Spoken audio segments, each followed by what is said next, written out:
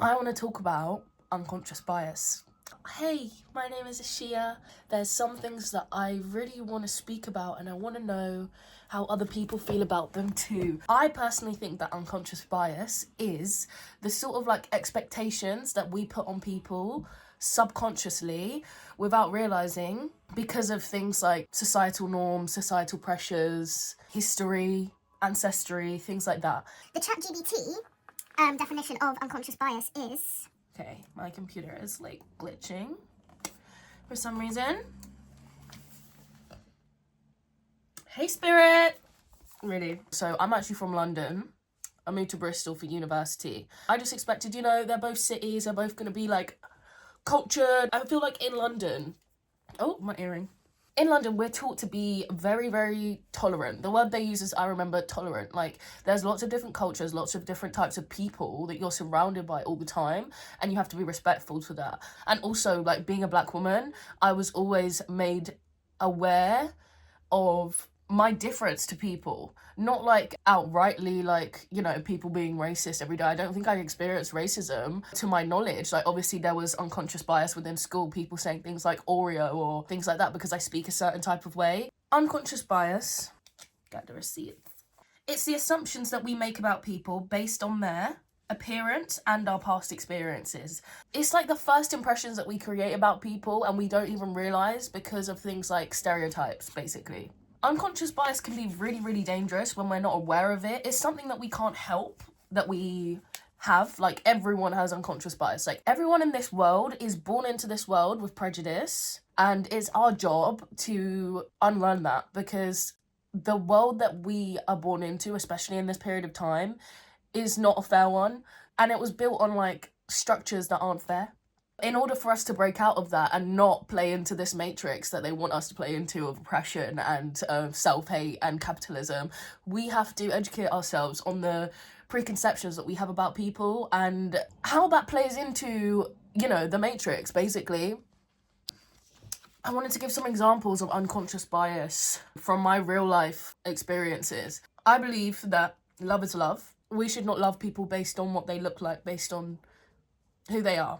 And I knew this from a very young age as well. I did actually experience unconscious bias in school. It was a predominantly white and Asian school, but there were lots of black people. It was just particularly in my year, there was only 5 black girls. Do you know what I mean? It is what it is. So a lot of my friends were white girls. In year 9, I was chilling with my friends. These girls came up to me, and my mom says that they were trying to like be friends with me or whatever, but I didn't see it that way. Like, I thought they approached me with rudeness, so I replied like back. From that point on, they tried to make my life a living hell. There's construction going on next door, but I'm not gonna stop. So first of all, they tried to say that I wasn't a real black girl. They said that the way that I spoke was like white. And it's like, you're perpetuating the things that these people that oppress us want us to believe.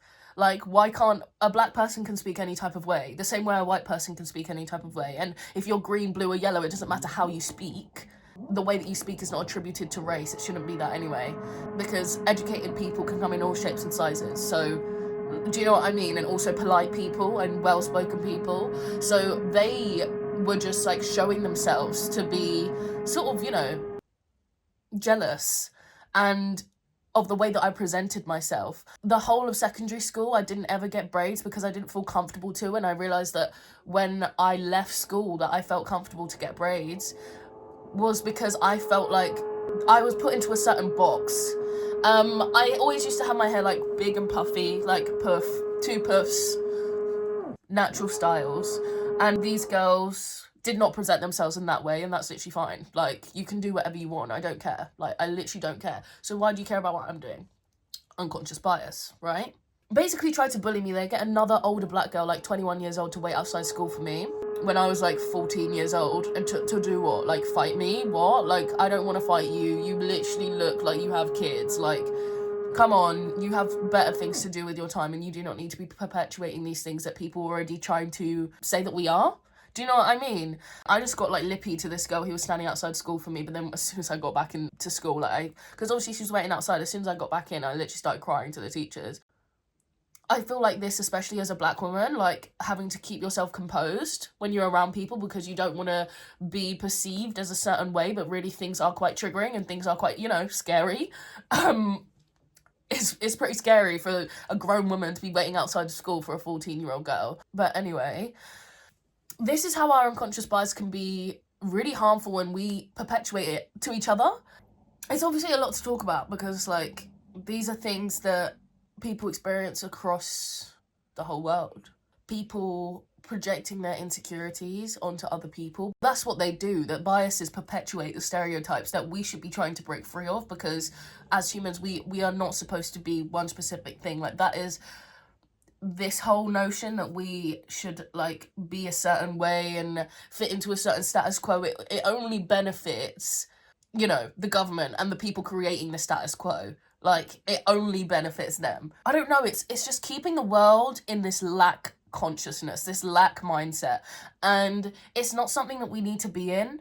The government wants us to believe that we need things outside of ourselves in order to feel whole. And that's why capitalism is... Do you know what I mean? It's working. I mean, I'm not saying that it's not great. It has its pros and it has its cons. They can't sell you stuff if you believe that you are whole. If you feel like you are whole, you accept the fact that you have flaws. You don't project that onto other people using your unconscious bias, basically. So, moving to the present day. An example of unconscious bias that I experienced when I was a child is my granddad is a white passing person. However, he's not white. When I was about 4 or 5 years old, he obviously was one of my main caretakers and he was taking me from one place to another. And a woman came up to me and asked me if I was safe with him because we didn't look the same. And obviously as a kid, I was not even aware of this at all, but it's something that I hear about now and it's very, you know, I mean, I appreciate that woman wanting me to be safe, but I don't quite understand what is so unusual about a black child with a white passing older man. Let's think about it. Actually, I said I didn't experience anything in school. I actually experienced a lot in school, but it was like these subtle things that like don't really come into your head as this until like I'm doing a philosophy course. I learned about unconscious bias, and as soon as I like came away from that lecture, I was like, wow, this is actually like a serious thing. People go through their lives not being aware of that unconscious bias, and it creates just the most conflict. It honestly is probably the reason for most people's like ailments in this life. Not realizing that they themselves are keeping themselves in this box that the government wants us to be in, because if we keep fighting each other, then we're not listening to... Anyway, this is my first video. Bear with me. I'm just trying to speak and let it flow. But there are points that I'm trying to... I appreciate anyone that's here, by the way. Things like this are so important. There's so important to have conversations about. So just the fact that there's the possibility of like someone being on the other side of this and watching this and hearing it, and maybe they want to leave a comment and we can have a discussion about it, or like they have a discussion with someone else they know about unconscious bias. And then I just feel like it's how we heal the world. Like having conversations and communication is like one of the most key things in healing this collective consciousness, which we will do. Thank you. Year 8, might have been year 7 actually. All I know is I was very young, secondary school, ICT. My teacher, who was a black woman, couldn't pronounce my name, right? My name is Achiya. Achiya, Achiya. I understand it's an unusual spelling, so some people say like Achiya, stuff like that. It usually doesn't bother me that much. Like I don't mind correcting people. I'm really tuned in. I can see when people are genuinely like making a mistake, or when they're just weird and they don't want to learn your name. Do you know what I mean? I don't know how else to put it. This was like a bit into the year as well. Like we'd known each other for a bit, and she was like, why can't you just have a normal name like Jane in front of everyone in the class? I was just like, she's weird. Like, things like that never really fazed me. When you think about it, it's just like, that's strange. What's normal about the name Jane?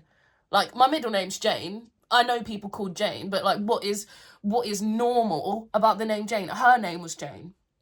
And I feel like that was an example of unconscious bias, because her herself, she was perpetuating almost like disgust. Sort of, it made her feel insecure that she couldn't pronounce my name, and she projected that onto me and made that a problem with me and my fault. Why can't you have a normal name? No, why can't you just read and maybe ask questions?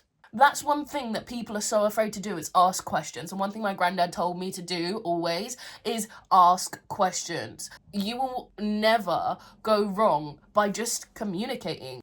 So fast forward to like what, year 10? I was in dance club because I'm a performing arts girly. But we were going to do a competition, and our dance teacher, she wanted us to have our hair a certain way. It wasn't a hairstyle that was accessible to me, straight, non-coily, kinky hair. I'd said, I don't know if I'm going to be able to do that. And she was like, well, you only have your hair one way anyway. That was an example of her unconscious bias, because what do you mean? So, in protest, me and all the girls in dance club, which I love them so much for this, seriously, we all did our hair. I can't remember what the hairstyle was, but we did something like some French plaits and then in a hairband or something. And, like, that was accessible to me. And everyone looked so beautiful and we all had such a good time. But that was, like, our sort of mini protest about that, because it was sort of like, what do you mean I can only have my hair one way? Do you know anything about my hair? Like, could you have asked? I mean, I was the only black girl in the group, but this is something to note as well. People use their unconscious bias to also make their lives a bit easier, because again, asking questions is sometimes more scary than being wrong. But then it's like, if you ask questions, then you can prevent yourself from being wrong. And I don't think being wrong is scary. I think that being wrong is really, really, really helpful. It can help us learn so much about ourselves. And I feel like people are really scared about being wrong also. Maybe that's what it is. I think people are scared about being wrong. And I don't know what that comes from. I'm excited to like discover more about that. One thing that I've learned, especially in my course, is Nietzsche says to acknowledge life is to acknowledge suffering. And by that, I think he means that in order to acknowledge life as a whole and the entire human experience, it means we have to acknowledge the fluctuations within that. It means we have to acknowledge that sometimes we're going to feel happy and sometimes we're going to feel sad. Sometimes we're going to be wrong and sometimes we're going to be right. And that is just part of being human. And if we deny ourselves these parts of being humans, we deny ourselves growth. We deny ourselves life, really and truly. Everyone has their own individual pocket of abundance that they can achieve. When you limit yourself to these beliefs and these constraints in your head that are created by people that were creating these things to serve them, you only limit yourself if you don't acknowledge that you can be wrong and that we can all have something to learn. I feel like it probably has something to do with the schooling system and the fact that it's based on this, I think it's called like mediocracy, this sort of thing where like you're taught that if you achieve things, then you'll do good in life. It just deters people from wanting to learn, because you kind of get like punished or shunned if you're not excelling in a certain way. I feel like it's gotten a lot better now because there's so much information available. We're a lot more aware of people's needs. Do you know what I mean? And it's been really beneficial for people, I believe. Like, there's so much fucked up shit going on in this world right now, but at the end of the day, we are so lucky to live in the time that we live in. You have so much information at the tip of your fingers that we should use it to our advantage. It kind of plays in the opposite way as well. It's like, I feel like because we have so much information readily available to us and like literally in our hands, that people think that they are more conscious than they are and more educated on certain things than they are, because they sort of see it on the internet, social media. Our true power and our true elevation as a collective will be critical thinking. Is this thought mine? Is what I'm about to say something that I truly believe? Because I feel like, yeah, sometimes we just get carried away and we get locked into our unconscious bias, but we also get locked into this thing of, I know everything, I can never go wrong, I'm just gonna, do you know what I mean? I don't need to learn anything, I'm just, do you know what I mean? It's just like not realistic at all. But it's realistic for some, but I'm saying it doesn't have to be. You'll be a lot happier if you just like research, look it up. It's so simple. But moving on, yeah. So, I don't know if you remember, but in the beginning, I was talking about how these girls were like, oh, you're not a real black man, no. Tried to make my life a living hell because I didn't present myself as what they believed a black girl should present themselves as. Like, it was actually, like, what they were doing was relentless, but no one can bully me, trust me. I have a strong spirit. People have tried, trust me. People have tried. But again, I believe that is part of their unconscious bias. Well, I'm gonna say unconscious because it's conscious. Might be a thing for another video, but we will talk about it because it's like, we need to check ourselves. We need to be like, hold on, why do I think like this? For example, there was probably a time in my life where I believed myself to be above certain people for some reason. I had to check myself and realize I'm no different. Like, I'm no different at all. I could be in the exact same position that person was in. And it's just about that perspective. It's just about knowing that this world has like limitless possibilities. Another situation of unconscious bias that actually is multiple situations of unconscious bias. It actually changed the trajectory of my life, switched up my entire view of the world and my relationships and the way that we communicate and treat each other as fellow human beings. Not to be like, but like genuinely. Let's start. So in April of 2024, Easter Monday, I went out to my local pub in London with my friend at the time. The staff there got mad at us because we had gone outside with our glasses. Bear in mind, everyone was outside with their glasses, so my friend had gone back in to get our glasses because we were just chilling outside for a bit. When we came back in, the manager was like, I should have barred you. And we were like, oh, why? And then she was like, you went outside with your glasses and I told you not to. And we were like, oh, okay, like, we're sorry. Just everyone else was out there with their glasses as well, but we're going soon anyway. And then we're back at our table and another member of staff comes over and she was like, you guys are barred? And we were like, why? Like, it was like 5 minutes before closing as well. Like, we were getting ready to go. She's like, yeah, she's barred you, whatever. And we were like, okay, cool. There are like 20 other people in this pub. Why are you coming on to us? It was really random. Like, I'm gonna be real, it was random. And I know why they were acting that way, because we know a lot of people in hospitality like to do things like cocaine. Cocaine brings out demons, aggressive, violent demons, and I cannot stand it. But anyway, these people were inebriated. Because you don't come with that sort of aggression unless you're on something. Do you know what I mean? Like, you're actually on something. Anyway. She's like, yeah, no, you guys gotta go. I was like, okay, I'm gonna finish my drink. I go to, like, drink my wine glass, and this red-haired girl snatches the wine glass out my hand, and it breaks in my hand. And I was like, okay. So I chucked it. I was obviously annoyed. Like, what do you mean you're breaking this glass in my hand when I'm literally leaving? Like, you're weird.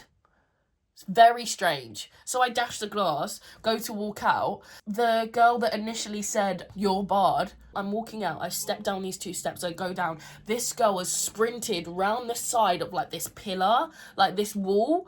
And she's sprinted round and she's come round the front of me and she's got bang, bang, like, punching me, kicking me in the head, like, kicked my knee inwards, like, started beating me up. She started beating me up. I don't want to fight no one. I'm a lover, not a fighter. Like, baby, I always have my strength, but no. No. None of that. Seriously, it's disgusting. It's disgusting. This woman that attacked me was a woman of colour. Anyway. The next thing I know, like, obviously I'm trying to defend myself, but I'm not, like, trying to fight you. I'm just trying to defend myself. My friend drags me out of the situation, out of the pub, and we're outside, and I'm just like, what? I'm obviously traumatized. And then I realised that she's punched the glasses off my face. My other glasses, these are new, love them.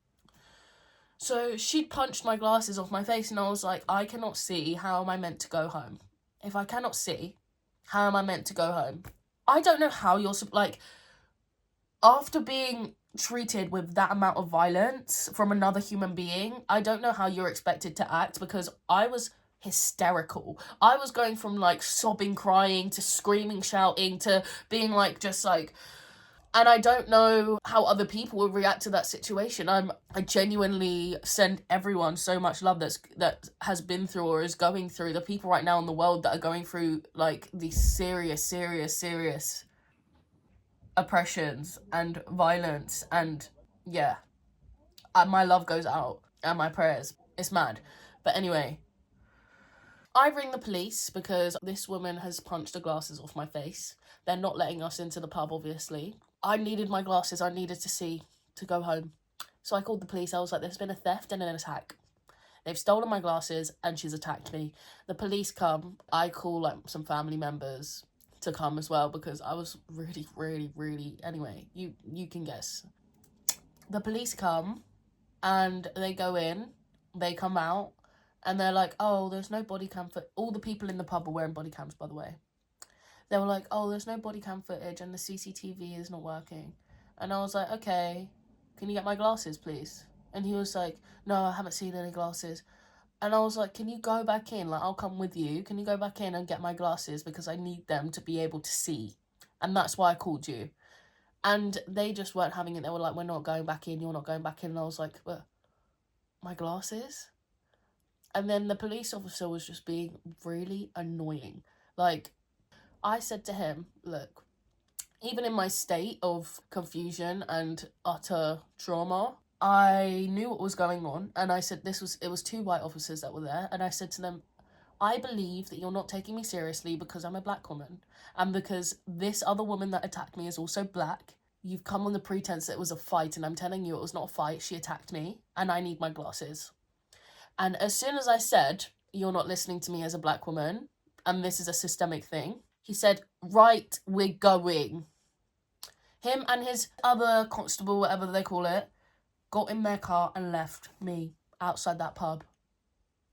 If that ain't unconscious bias, I don't know what is, because you can even hack even the, like, notion of, like, a genuine fact that black women are not taken seriously by our healthcare systems, by the police, by anyone. And it's our jobs to talk about that so it stops happening. Like, we ourselves, we can take ourselves seriously, and the people in our community can take ourselves seriously. And everyone says that they do, but when the action comes, you actually doing something about the fact that I was attacked. No, they just got in their car. They said, we're not dealing with this. And then he closed my case 2 days ago because I put in a complaint about him. And so I put in another complaint and another complaint and another complaint. And his sergeant called me and she was like, yeah, I've actually seen the CCTV. And I was like, oh, okay. And then I explained the situation to her and she was like, oh, I actually haven't seen the CCTV. What do you mean? What do you mean you haven't seen the CCTV when at the beginning you said you've seen the CCTV?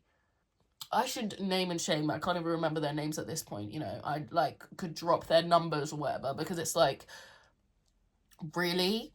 Really? And I put in a complaint about your officer being racist and prejudiced, and it's been passed from sergeant, it's been passed on to people, and no one's addressed it. It's even to the point now where I literally just left it until, like, I can muster up a lawsuit, because, what do you mean?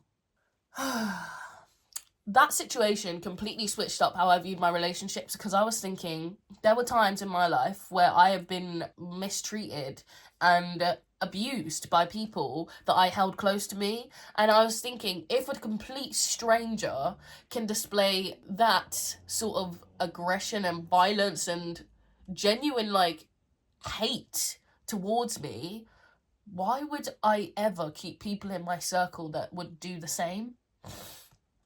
And that brings me on to my next 2 points. The first one is, I know who the woman was that attacked me because I had a dream about it. I recognised her face anyway when I was there.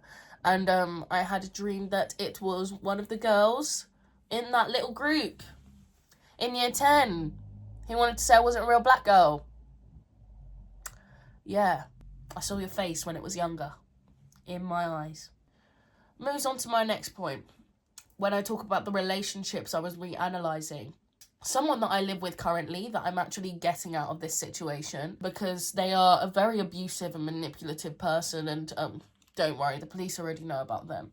There was a time that this person was on cocaine, And we'd all been, me and another person, we went out. This person had just broken up with their boyfriend, and we were trying to like lift their spirits, whatever, and we were like gassing her up, saying that this photographer, this random person that literally we haven't even spoken to, is like in front of us. Oh yeah, he fancies you, he's looking at you, blah, blah, blah.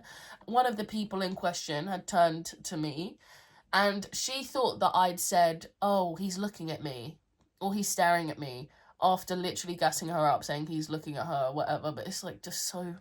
And she turns and she smacks me in the face in the middle of the dance, like we're at rave, like smacks me clean in the face, and then grabs the other girl, they're both white by the way, grabs the other girl and runs into the toilet and cries.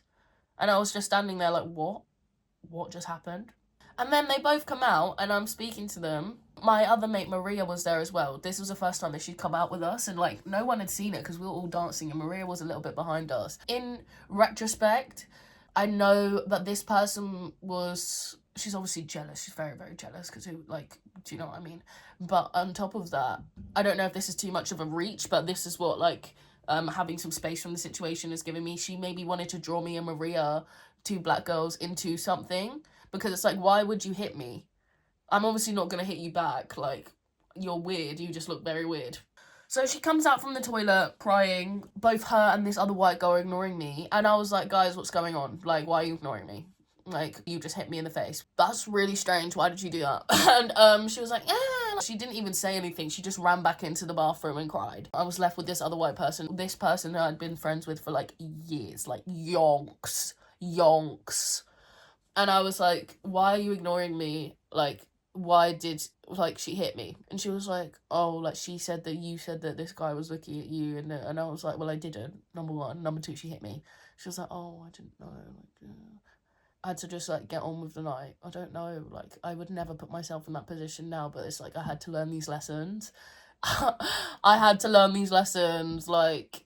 And you accept the love you think you deserve, don't you? It happened about 1.5 years ago, 2 years ago, and the person denied it until the most recent summer. They were like, I feel like there's some tension between us. And I was like, oh, there's not tension, I don't think, from my end. I just feel like you hit me and you lied about it for 2 years, so I distanced myself. And also, when this attack happened to me in April, I didn't tell her, obviously, because we're not close friends, but we lived together. And, yeah, so I didn't tell her, but when I'd seen her, I told her, and she laughed in my face. She literally was creasing, like, yeah, I heard about that. I was like, what do you mean you heard about that? Number one. And number two, why are you laughing? Like, this is someone who I know has wished death on me now. Do you know what I mean? It's like that's your unconscious bias, sis. And then you want to be buying the same clothes as me, dressing like me, wearing earrings like me, talking about you dyeing your hair the exact same colours as me, you're getting nails like me. You are a culture vulture. And that is your unconscious bias and your white entitlement that makes you feel like you can just take from me, abuse me, literally. But then... oh, yeah, like, there's some tension. There's no tension, baby. You're weird. And I distanced myself. And, like, all the other white people that I was friends with that were also friends with you that don't have the same experience were like, oh, but she's nice. And, like, oh, because she made it a he said, she said situation. And it was like, why would I ever lie about that? Why would I ever be like, oh, yeah, you just hit me and now I'm going to carry on? Like, no. And that's part of the reason why I was in that situation for so long. It's like, I'm not going to fight with you about it. Like... And I used to be in that vibration of, like, the back and forth and, like, trying to get people to understand. But now I realise all I have to do is just speak to people that would actually listen. And, like, I don't know who's going to listen, but, like, at least I'm putting it out there and someone can, and maybe it helps someone. Because, like, abusers win when we stay silent, and unconscious bias wins when we stay silent. It wins when we just keep these things in our head and when we just, like, ponder on them. Oh, that person was weird. Is it because I'm black? Yeah. Let's talk about it. And I by no means have any sort of, like, ailments towards anyone because of any of their race, and that's why it's, like, confusing to me. Do you know what I mean? And I'm sure it is for a lot of people. I'm sure a lot of people don't resonate with the hate that people can, like, feel towards others. But it's like, it all comes from insecurity, and it all comes from that unconscious bias. You can literally see from these experiences that I'm saying how dangerous it is when it's unchecked. And it needs to be checked from our side first. before we start projecting onto other, oh, you should be this way, you should be this way. No, baby. Focus on your side of the grass first. Anywho, we got a couple more points. So, the friendship group that I was in with these white people that were telling me what this other person had done to me was okay. I mean, they obviously consoled me in their own way, and like I was receptive to that consolation, but upon reflection and upon the situations that have happened since, it's like that was manipulation. But anyway, cocaine is seriously the devil's drug. Like, not even the devil, it's like the capitalist drug. It was made by man to exacerbate the worst things about man. Arrogance, excessive consumerism, like alcohol, because it just like, you just sink drinks. Like, I don't know, there's more to it, but you get what I'm trying to say. Like, you get what I'm trying to say. Whew. I was in a situation where I was made aware of people that I held close to me's unconscious bias towards me. And like, I think it also plays into, you know, the things that we're told about the certain classes that certain people sit in. And unconscious bias is not just about race. You can judge someone with unconscious bias about a disability, like a learning disability. You can judge people because of their age. You can judge people because of their race. You can judge people because of their monetary status in this world. And let me know if anyone's experienced anything similar to this, because I'll be really, really curious. Just like have a little conversation in the comments. I don't know. I hope this reaches people that it benefits. I know it will. I know it will. Because when you create things with intention, and when you go about life with intention and love, you'll see the benefits. I was in a car on the way to an airport after a long festival in a different country. A beautiful, beautiful, beautiful festival though. Best time ever. You know, it was a long week. Everyone's probably tired. We were having like conversations in the car, and I started like sharing something that was personal to me. I was in a car full of like people that I thought were my closest friends. And I mentioned the word dead. I said the word dead, right? And one of the girls in the car, another white person, not that it matters, but it does matter in the context of this video and what I'm creating and what I'm trying to exemplify. So yeah, recently had a relative that had passed away. The context in which I said it was not about her in any type of way. I was talking about my experience and something about my family. Her boyfriend, who is also white, literally started screaming at me. Like, it wasn't her that said anything, the person with the issue, or if she had the issue, I wasn't sure until after he started shouting. But he was like, you can't say that, shut up! Like, this is someone that I was actually friends with since I was like, 15? And I was just like, whoa. Like, you do not need to speak to me like that. Why? Or, like, why are you shouting at me? I barely even said, like, anything. I'm sorry. Like, what? And he's like, you can't say things like that. And I was just like, what? He wasn't letting me speak. He was like barking at me whilst I was like very confused, you know, just being like, what? Like, there was just silence in the car because it was like, you're not trying to have a conversation. You're just trying to shut me up. And I know that I hit a trigger for these people because like 2 seconds before I was doing some ADHD blabbering. I'm not going to lie. I was just like, I was in a room full of people that I loved. And like, I mean, I still have love for them, but it's like, we are nowhere, like, completely switched up my perspective, and I actually saw how these people really saw me. I was unable to express myself because this person was like shutting me down when I was speaking. I just like burst into tears. Like, sometimes because of my neurodiversity, I struggle to regulate my emotions. It's something that like I am better out now that I'm aware of it, but it's not always something you can control at all. So I literally burst into tears. The people in the car that weren't involved were consoling me, and it was just like very strange. And then it was like almost like they got annoyed by the fact that I was upset and that they had upset me. I was supposed to get a lift with them. I ended up texting my mum whilst I was like in the car crying, being like, oh, can you help me sort out some transport because I don't feel comfortable going back with these people. They've literally screamed at me for no reason. We get to the airport, and the girl and the boy, like the ones with the issue, like get out, and the girl's gone to, I don't know, do what, but I was just like, cool, we're not speaking then, okay. And I go to the toilet, come out, and both the girl and the boy have gone, like, they've said that they want some space. Cool. You're upset, you want space, cool.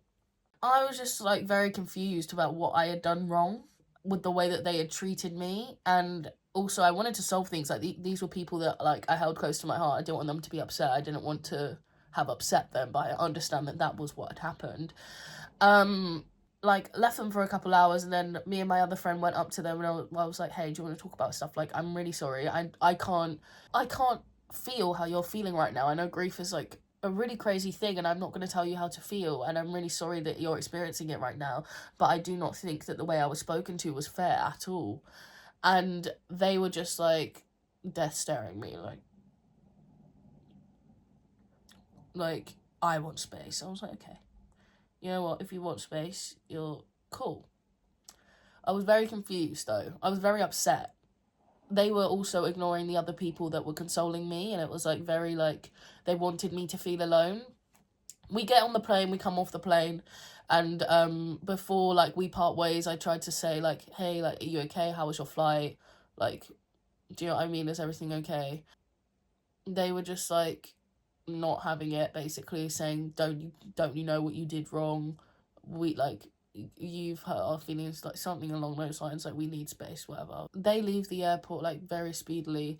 Me and the other two people were waiting on a cab, and they put them in a group chat and was like, hey, we're sorry for speeding off, like, lots of love, like, basically saying something about, like, how the person was upset and they just wanted whatever. But it was like, why have you put them in a group chat? Why are you excluding me? Like, why are you trying to, do you know what I mean? I was very, very, very hurt, because these were people that I held very close to my heart at the time, and for years before that.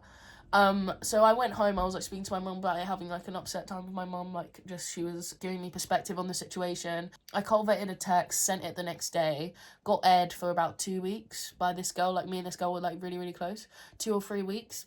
Her response was, I just wanted an apology, or something like that, and I was just like, you got your apology, like, like, you got your apology about 6-7 times before this text. Like, what do you mean you just wanted an apology? Because it's like, your unconscious bias had framed this situation in your head as some sort of way, and I understand that, like, what you were going through was horrible, but the world isn't responsible for your triggers. And me, as your friend, I wasn't expecting to be spoken to like that, and that was my main thing. It was like, you could have expressed that to me in a different way, and I feel like that could have been a very different situation. Yeah, and then I had a dream. I love it when spirit talks to me in my dreams, because it's just like, it saved me from so many situations. Like, seriously, you would not even believe. Just ask spirit, by the way. Hey, can I have some messages? I had a dream that I was supposed to, like, go up to where these people live to do something, see them, and those people were ignoring me, and all their friends in that city were ignoring me. And I was like, okay, thank you, spirit, for telling me that they've been chatting about me like I'm, like, the devil's incarnate. When I saw them, they were invited to my house by these people, and when I saw them, I was like, oh, hey, like, by the way, I had, like, a crazy dream that this happened, and they were like, and the guy was like, well, no one would say anything outright rude. And I was like, wow, thank you for telling me everything I needed to know. Their unconscious bias about me, and I don't know what, like, there was probably many things that played into it. They're both very well off. They come from certain backgrounds, and they're in a relationship, and they viewed themselves in a certain way, and they viewed me in a certain way. I didn't realise that, but I did. Like, you always do subtly notice these things. There was things in that trip and before the trip where I noticed that they were, like, looking for things to be annoyed at me about. Like, yeah, it was a whole situation. It was just like, your unconscious bias provoked you into creating this issue with me, and you also culture vulture, by the way. Like, literally started dressing how I dress, going to the music that I bring you to, this, that, and the other, but then you want to exclude your only black friend. What is it for? Like, what was the reason exactly? Because if you actually think about it like that, it's like, what was your reason? Unconscious bias. Or, we're just, like, we're scared. I don't know. I can't speak for them, but you know what I mean. I'm saying these are multiple instances where people have let that unconscious bias cause harm. There's also an instance where I've left a collective that I was a really, really big part of because of people's unconscious bias. And this is my example of how unconscious bias isn't just specific to one group of people. Everyone has unconscious bias that we need to unlearn. These people within this group, there was specifically 2 light-skinned people, mixed, and I think they're both mixed with something, but they're light-skinned, black women. And 3 of them, actually. Their unconscious bias labelled me as an aggressor. They were scared of me, this, that, and the other, because I said to them, hey, I think the way that you're running things within this collective is a little bit corrupted. I think that you are treating me a certain way. I said at first it was unconscious colorism. I said unconscious. And their response was to laugh in my face and to shush me, literally in a phone call, shushing me. And I said, okay, well, I'm not going to leave the collective right now. I'll just take a step back, because it took to the point where I literally had to burst into tears and for them to be like, oh, this is serious. Do you know what I mean? Oh, we don't want you to leave. And I was like, okay, well, I'll take a step back and we can like have like an in-person conversation to resolve this. They did not do that in-person conversation. Instead, what they did is they went round and they said to everyone that they were scared of me. They said that they thought that I was dangerous to be around women. Obviously, no one on here is like knows me, but as soon as I heard that they had said these things about me, it just like, it was just sort of like, it's very bizarre, but it's not something for me to be like crying over, because it's like just very baseless. It's like not even something to even, seems like projection to me, because the two people saying that, one used to sell drugs so they don't care about the people's lives, whatever, and the other like actually harasses people sexually. So maybe I think you're projecting. Instead of addressing this issue of colorism to me, they just chose to speak to other white people about how they felt like my behavior was like affecting them, basically. And in the meantime, I'm just trying to get on with my life. I'm trying to look for, not even look, I'm trying to embrace for the things that I'm grateful for and not look at the places where I'm not wanted. And all of this happened within like the last 6 months, so it was like very like the lessons were coming out. Do you know what I mean? It's a very long story, but at the end of the day, their unconscious bias led them to push me out of the group and basically exclude me and say that I was excluding myself, because they weren't willing to accept the fact that they could have made a mistake. Their retaliation to that was to post an inclusivity post about what they had done that was like very inclusive. And I just thought it was bizarre, because they didn't even deal with the in-house first. Do you know what I mean? So I was just like, you know what? Bye! See ya! I'm removing myself from this toxic environment. I realized the universe was just continually showing me places where I was doing a disservice to myself. I was letting what I believed I deserved affect me, put me on a path where I wasn't being valued. I wasn't valuing myself. And thank you so much to the universe. Thank you so much to these people also. Like, I forgive you, because it's like, you've shown me so much. You've shown me my power. You've shown me how harmful unconscious bias can be unchecked. And thank you to that woman who even attacked me and sent me to hospital and into like a complete crisis of mental health. Thank you. Because like now I'm so much stronger. Like now I am aware that part of the human experience is this fluctuation, and I'm grateful for it. Yeah, and that's why I wanted to make this video. I just wanted to sort of like put out these examples of where unconscious bias has been really harmful in my life, because I know that the way that we heal is by communication and by speaking, and I hope that this video helps people in some way. There will be more to come, like not specifically like this. I've got lots of different ideas and I'm excited to execute them, and I'm excited to see who like comes along in the journey and where I go with just like this. If you've watched the whole thing, thank you so much. If you only watched a tiny snippet, I hope that you got the best out of it. I hope that whatever you do with this video, it gives you just more tools and avenues to think about. Thank you so much for being here with me and sharing this space with me. I feel really grateful to even be able to talk about this and share my story. I hope that we think about our unconscious bias from now on, and we think about ways in which we can improve this world just by, you know, the small steps, like valuing ourselves and seeing how we value other people. So yeah, thank you. Bye.